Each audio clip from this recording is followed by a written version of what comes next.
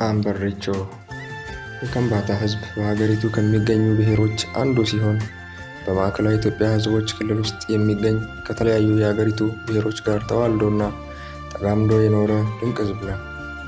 ውብ ባህሎች እና አስደናቂ እሴቶች ያሉት፣ የራሱ የሆነ የአስተዳደር ስርዓት የነበረው፣ በራሱ መንግስት በንጉሥ ይመራ የነበረ ማህበረሰብ መሆኑን የአካባቢው ታሪክ አዋቂዎች ይገልጻሉ።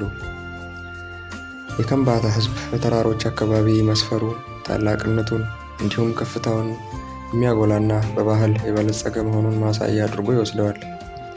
ይህ ሕዝብ እንደ ሕዝብ የሰፈረበት አካባቢ ደጋማ ቢሆንም ከሰፈረበት የአምበሪቾ ተራራ ዙሪያ እየተስፋፋ በመሄድ እና በሌሎች አካባቢዎች በግብርና፣ በንግድ እና የተለያዩ የዕደ ጥበባት ውጤቶችን በማምረት ይተዳደር እንደነበረ ቀደምት አባቶች ያውሳሉ። በእነዚህ በተለያዩ የማህበራዊ እንቅስቃሴዎች ወቅትም ከፀሐዩ ሐሩር ራሱን ለመከላከል ቆሜ ወይም ባህላዊ ባርኔጣ ያመርትና ይጠቀም እንደነበረም የታሪክ ድርሳናት ይዘግባሉ። የአምበሪቾ ተራራ የከምባታ ሕዝብ ምልክት ተደርጎ ይወሰዳል። ከምባታን ከሚገልጹ ነገሮች አንዱና የመጀመሪያው የአካባቢው ማህበረሰብ ቀድሞ የሰፈረበት ይኸው የአምበሪቾ ተራራ ነው። ተራራው ከአዲስ አበባ 260 ኪሎ ሜትር ርቀት ላይ በማዕከላዊ ኢትዮጵያ ክልል በከምባታ ዞን የሚገኝ ተራራ ሲሆን ከዞኑ ዋና ከተማ ዱራሜ በስተ ምስራቅ 8 ኪሎ ሜትር ርቀት ላይ የሚገኝ እንዲሁም ከባህር ወለል በላይ 3058 ሜትር ከፍታ ላይ የተቀመጠና 18000 ሄክታር መሬትን የሸፈነ ተራራ ነው። የአምበሪቾ ተራራ አንጋጫ፣ ዳምቦያ፣ ቃጫ ቢራና ቀዲዳ ጋሜላ በሚባሉ ወረዳዎች መካከል የሚገኝ የዞኑን መቀመጫ ዱራሜን ግርማ የሆናት ራሱ ባለ ግርማ ሞገስ ማራኪ ተራራ ነው። የተራራው ስያሜም አምበሪቾ የሚለው ትርጓሜ ሁለት አይነት ትርጉም ተሰጥቶት እናገኛለን። ፀሐይን በአራቱም አቅጣጫ ማየት የሚያስችል አናቱ አምባ ወይም ሜዳ የሆነበት በመሆኑ የመጀመሪያው ትርጉም አምቢ አሪቾ ተባለ። አምቢ ማለት አምባ ሲሆን አሪቾ ማለት ደግሞ ፀሐይ ማለት ነው። ትርጓሜውም የፀሐይ አምባ ወይንም አምባሪቾ ተባለ። ሌላኛው ደግሞ በድሮ ንግስና ዘመን በዚህ አካባቢ ሰፍረው የነበሩት ወታደሮች በአካባቢው አንዲት ቆንጆ ኮረዳ ያዩና ለመሪያቸው አምጥተው ያጯታል። ለኮረዳዋም የወታደሮቹ መሪ በስጦታ ውድ አምባር እጇ ላይ አስሮ ይሰጣታል። ከቆይታ በኋላም ይህች ኮረዳ በምቾት የተነሳ እየወፈረች ስትመጣ እጇ ላይ ያሰረችው አምባር ስለጠበባትና እሷም ስለወፈረች አምባሩ እጇን አጥብቆ ይዞ አቆሰላት። ከዚያም ለመሪዋ አምባር ኢቾ ብላ ነገረችው። ትርጓሜውም አምባሩ በላኝ ማለት ነው። ከዚያን ጊዜ ጀምሮ አምበሪቾ እንደተባለ የአካባቢው ሽማግሌዎች ይገልጻሉ። በርካታ ባህላዊ፣ ሃይማኖታዊ እና ታሪካዊ ቅርሶች እንዲሁም ኩነቶች የነበሯቸው የከምባታ ቀደምት ሕዝቦች ወደ አካባቢው እንደመጡ መኖር የጀመሩት በእነዚህ ተራራማ ስፍራ እንደነበረ የታሪክ አዋቂዎች ያስረዳሉ። የከምባታ ሕዝብም ለዚህ ታላቅ ተራራ ትልቅ ስፍራ ይሰጣል። ከተራራው በተለያዩ አቅጣጫዎች ሌሎች 6 ተራሮች እንዳሉም ይታወቃል። የከምባታ ሕዝብ በእነዚህ ተራራማ ስፍራዎች ንጉሶቹን ሾሞበታል። ለነገስታቱ ተገዝተው ኖሯል። የሚያስፈልገውን ግብርም ከፍሎበታል። ጥሩ የሰራ ተሸልሞበታል። ወንጀለኛ ተቀጥቶበታል። ንጉስ ተቀያይሮበታል። ይህ ተራራ በዓለም ላይ 7ኛው ረጅሙ ባለ 777 የደረጃ መንገድ የተሰራለት ተራራ ነው።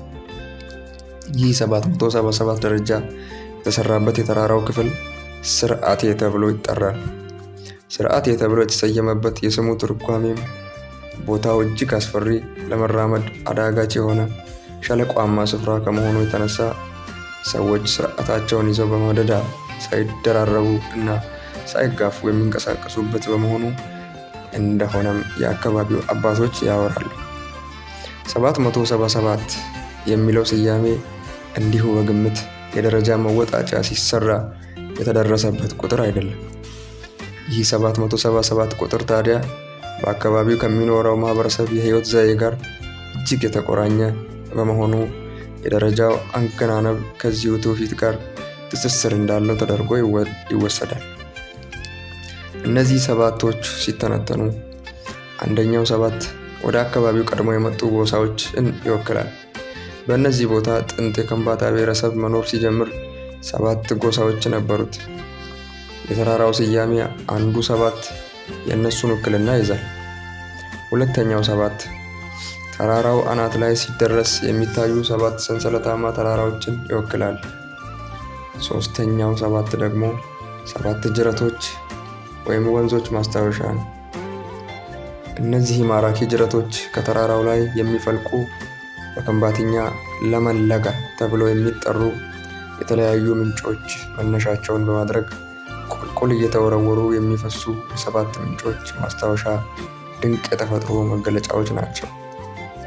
7 ቁጥር በከምባታ ሕዝብ ዘንድ ብዙ ትርጉም አላት። ከተፈጥሮ እይታ ስንመለከተው 7 ሰንሰለታማ የአንበርቾ ተራሮች 7 ጅረቶች ከአንበርቾ ተራራ ላይ ፈልቀው ይገናኙና አንድ ትልቅ ወንዝ መፍጠራቸው ምስጢር መገለጫ ነው።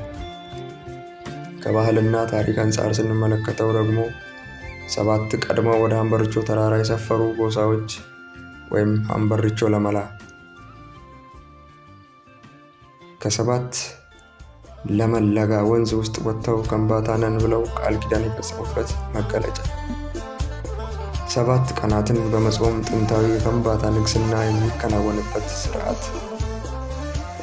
7 የሳር ቤት ምሰሶ ደጋፊ ወይንም ሄዞ በመጠቀም የቤት አሰራር ስርዓት።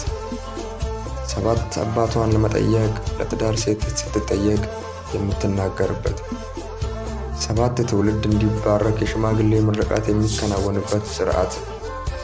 7 አባት ጠይቆ የእርሻ መሬት መግዛት በድሮ ስርዓት።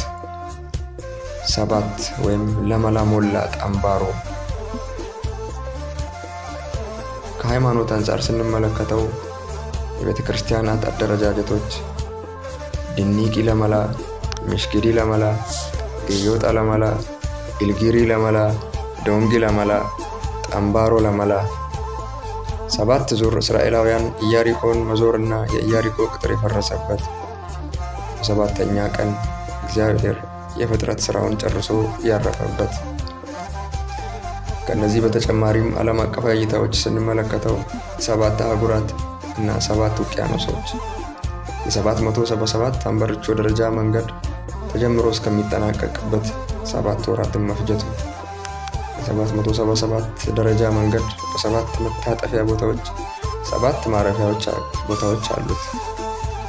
7 ቁጥር በተፈጥሮ በባህል በታሪክ እና በሃይማኖት ብዙ ትርጓሜ አለው። አንበርቾ 777 ስቴርኬዝ በዓለም 7ኛ፣ በአፍሪካ 1ኛ፣ በሀገራችን ኢትዮጵያ በተራራ የመጀመሪያው። አንበርቾ ተራራ ከ350 በላይ ለመድኃኒትነት የሚውሉ እጽዋቶች፣ የመሐላ ድንጋይ ወይንም ኢድሪኪኖ የሚገኝበት ሲሆን የቀድሞ የአካባቢ መሪዎች ለንግስና ሲሾሙ መሐላ የሚፈጽሙበት ስፍራ ነው። ይኸው አካባቢ የተራራ መውጣት ልምድ ባላቸው ወይም ሃይኪንግ የሚወዱ የሀገር ውስጥና የውጭ ሀገር ቱሪስቶች ሳይቀር የአንበርቾ ተራራ እየተወደደ በመምጣቱ ከምባታን የቱሪስት ማዕከል በማድረግ ትልቅ አስተዋጽኦ እያበረከተ እንደሆነ የአካባቢው የሚጎበኙ ምስክርነታቸውን ይሰጣሉ። ይህ ተራራ ለቱሪስት መስህብነት ለጎብኚዎች እንዲሁም ታስቦ የተሰራ ደረጃ ሲሆን በአፍሪካ ብቸኛው 777 ደረጃ ያለው ተራራ ሲሆን በዓለም ደግሞ በደረጃዎቹ ብዛት 7ኛ ደረጃ ላይ የሚገኝ